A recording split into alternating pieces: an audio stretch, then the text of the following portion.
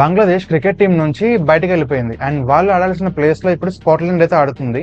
And ఇండియాకి బంగ్లాదేశ్ కి ఉన్న రిలేషన్ ఇప్పుడు ఎంత దారుణంగా ఉందో మనందరికి తెలిసిందే. ఈ వీడియోలో మనం కొన్ని పాయింట్స్ అయితే చెప్పుకోబోతున్నాం. అదేంటంటే ఓటింగ్ సెక్షన్ లో బంగ్లాదేశ్ పాకిస్తాన్ ఒకవైపు ఉన్నారు అండ్ మిగతా అవన్నీ ఒక 14 పాయింట్స్ అన్ని ఒకవైపు ఉంది. ఈ టాపిక్స్ గురించి అయితే క్లియర్ గా మాట్లాడుకుందాం. అండ్ అలాగే బంగ్లాదేశ్ ఎందుకు క్రికెట్ ఆడడం లేదు కూడా ఈ వీడియోలో చూద్దాము. డిసెంబర్ 2025 లో జరిగిన ఆప్షన్స్ లో కేకేఆర్ టీమ్ లో ఎవరైతే ఒక ప్లేయర్ ఆప్షన్ లో ప్లేయర్స్ ని కొంటూ ఉంటారు కదా, అలా బంగ్లాదేశ్ కి చెందిన ప్లేయర్ రెహమాన్ ని 9.20 crores అయితే ఇచ్చి కొనడం జరిగింది. కేకేఆర్ కి బెంగాల్ కి ఉన్న సంబంధం మనందరికి తెలిసిందే, కానీ అప్పటికే ఇండియాకి బంగ్లాదేశ్ కి సంబంధాలు ఎంత దారుణంగా ఉన్నాయి అందరికి తెలుసు. జనవరి 3, 2026 అంటే ఐపీఎల్ కి ఇంకా 1 month కూడా లేదు, కేకేఆర్ సడన్ గా ఈ రెహమాన్ ని తన టీమ్ లో నుంచి వదిలేస్తున్నామని అనౌన్స్ చేసింది. అయితే ఇది కేకేఆర్ టీమ్ డెసిషన్ అంటే కాదు, ఎందుకంటే ఇది బీసీసీఐ ఇచ్చిన డైరెక్ట్ ఆర్డర్ అంట. బీసీసీఐ సెక్రటరీ ఏమని చెప్పారంటే, ఏమని ఆర్డర్ పంపించారంటే, రీసెంట్ గా జరుగుతున్న డెవలప్మెంట్ అండ్ ఇష్యూస్ వల్ల ఈ కేకేఆర్ టీం నుంచి రెహమాన్ ని తీసేయండి అని ఆర్డర్ పాస్ చేసింది. అంటే రీసెంట్ ఇష్యూస్ అంటే అందరికి తెలిసిందే, బంగ్లాదేశ్ ఎంత దారుణంగా తయారైందో, ఇండియాకి ఎలాంటి సంబంధాలు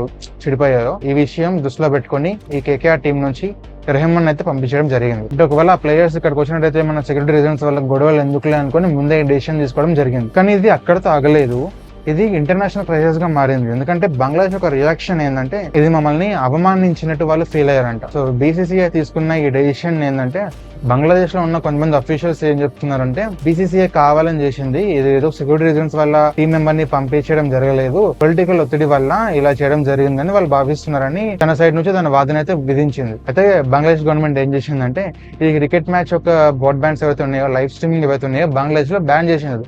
ఎవరికి నష్టం చెప్తున్నా కదా, అసలు ఎవరికి నష్టం చెప్పు, నువ్వు బ్యాన్ చేయడం వల్ల మెజారిటీ ఆఫ్ ద ఆడియన్స్ చూసేదే ఇండియా నుంచి. నీ కంట్రీలో నువ్వు బ్యాన్ చేసుకుంటే అసలు ఎవరికి ఉపయోగం చెప్పి, ఒక పక్కన నువ్వే దెబ్బ కొట్టుకుంటారని అడిగితే. అయితే ఇప్పుడు దీని తర్వాత ఏంటంటే, ఇది బీసీసీఐ గొడవల నుంచి ఇంటర్నేషనల్ గొడవలుగా, డిప్లొమాటిక్ గొడవలుగా మారింది. బంగ్లాదేశ్ ఏమంటుందంటే, మా ప్లేయర్స్ ని ఇండియాకి పంపించాము, మ్యాచ్ జరగబోతుంది కదా, మేము పంపించాము సెక్యూరిటీ రీజన్స్ వల్ల అని అంటుంది. అను లెటర్ రాసి ఎక్కడైతే ఈవెంట్స్ ఉన్నాయో ఆ ఈవెంట్స్ శ్రీలంకకు కానివ్వండి ఇంకెక్కడికైనా చేంజ్ చేయండి అని అంటుంది. ఇదేమన్నా టీవీ సీరియల్ లేదా సినిమా షూటింగ్ ఒక దగ్గర రాకపోతే ఇంకో దగ్గర చేయడానికి? అసలు బీసీసీఐ ఎంత పెద్ద ఆర్గనైజేషన్ తెలుసా?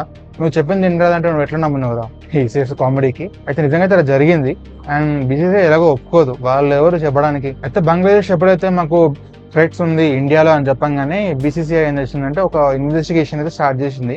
ఆ ఇన్వెస్టిగేషన్ ఏం చేస్తుందంటే, థ్రెట్ లెవెల్ అంటే ప్రమాదం ఎంతవరకు ఉంది అని గమనించినట్టయితే అంతగా లేదు, అది 3rd stage లో ఉంది, చాలా తక్కువ అంట.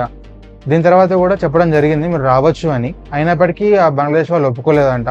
దీని తర్వాత ఒక కమిటీని ఏర్పాటు చేసి రూల్స్ ప్రకారం ఏంటంటే, నీకు 24 hours లో నువ్వు ఆన్సర్స్ చెప్పాలి, చెప్పని పక్షంలో మీరు బీసీసీఐ క్రికెట్ మ్యాచ్ ని తప్పుకున్నట్టే పర్మనెంట్ గా మిమ్మల్ని డిస్మాంటిల్ తోసేస్తామని అన్నారు. ఈ ఇష్యూని కొంచెం క్లారిటీగా తీసుకోవడానికి ఏంటంటే, బీసీసీఐ లో కొన్ని బోర్డు మీటింగ్స్ జరిగినాయి. అది ఏంటంటే, ఇప్పుడు విరుద్ధంగా అంటే ఎటువంటి ప్రమాదం లేదని వచ్చింది కదా రిపోర్ట్ లో, ఇన్వెస్టిగేషన్ లో. ఈ బంగ్లాదేశ్ ఏమో న్యూస్ మ్యాచ్ ఈవెంట్స్ ని వేరే దగ్గర ట్రాన్స్ఫర్ చేయని అంటున్నారు. దీని విధంగా ఓటింగ్ వస్తే 14 ఏమో ఇండియా బీసీసీఐ కి సపోర్ట్ గా ఇచ్చాయి, 2 మాత్రమే బంగ్లాదేశ్ కి సపోర్ట్ గా ఇచ్చినారు. ఏంటంటే ఒకటి బంగ్లాదేశ్, ఇంకోటి పాకిస్తాన్. ఎందుకు 14 ఆపోజిట్ గా వచ్చినాయి మన బీసీసీఐకి వచ్చినాయి అంటే, రీజన్ లేకుండా ఎందుకు ఈవెంట్స్ ని ట్రాన్స్ఫర్ చేస్తారు చెప్పండి. అసలు పాకిస్తాన్ చాలా ఇంట్రెస్టింగ్ ఉంది, బంగ్లాదేశ్ కి సపోర్ట్ చేసింది అసలు. సో దీని తర్వాతే బీసీసీఐ చాలా క్లియర్ గా చెప్పింది రూల్స్ ప్రకారం ఆడతారా లేదా పర్మనెంట్ గా వెళ్ళిపోతారా అని.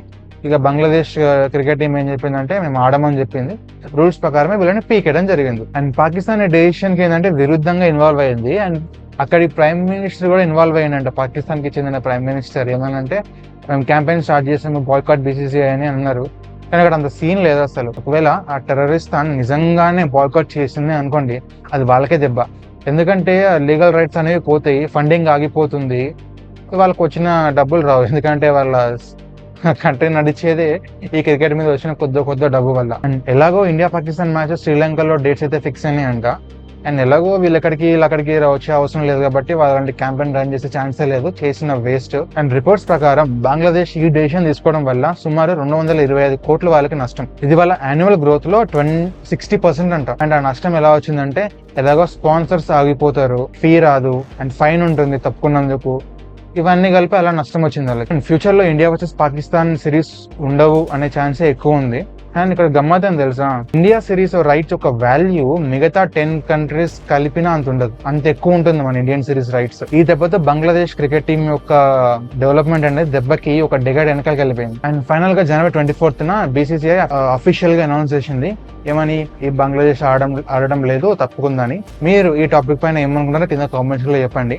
మీకు క్రికెట్ గురించి ఇంకేమైనా టాపిక్స్ గురించి ఏమైనా వీడియోస్ చేయాలి అని ఉంటే కింద కామెంట్స్ లో చెప్పండి. మనం నెక్స్ట్ వీడియోలో కంపల్సరీ ఆ టాపిక్ గురించి మాట్లాడుకుందాం. అండ్ మళ్ళీ కలుద్దాం. జై హింద్.